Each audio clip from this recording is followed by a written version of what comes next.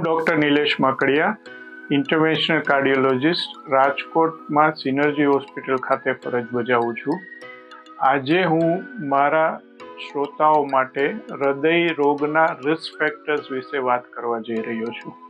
આપણે હૃદય રોગમાં મેઇન રિસ્ક ફેક્ટર્સ જે હોય છે એ છે બ્લડ પ્રેશરની બીમારી, ડાયાબિટીસ, હાઈ કોલેસ્ટ્રોલ, સ્મોકિંગ અથવા બીજા કોઈ ટાઈપના વ્યસન, ટોબેકો, આલ્કોહોલ, ફેમિલીમાં કોઈને હૃદય રોગની બીમારી હોય તો આ બધા દર્દીઓને હૃદય રોગ થવાના જોખમ વધારે રહે છે.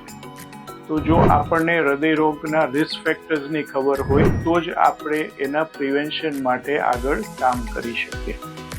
એના પ્રિવેન્શન માટે આ બધા રિસ્ક ફેક્ટર્સ જે છે બ્લડ પ્રેશર, ડાયાબિટીસ, કોલેસ્ટ્રોલ, વ્યસન, એ બધામાં કંટ્રોલ કરવું જરૂરી છે. બને તો વ્યસન સદંતર બંધ કરવા જ જોઈએ.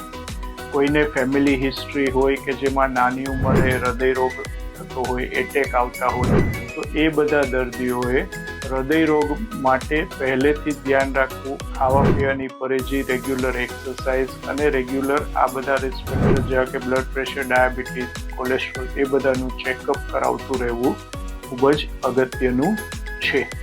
અને હૃદય રોગ થાય તો હવેના એરામાં ચિંતા કરવાની જરૂર નથી. ટેકનોલોજી અને બધું એટલું સારું છે કે જો ટાઈમલી આપણે એને ટ્રીટ કરીએ તો ઘણા સારા રિઝલ્ટ મળે છે.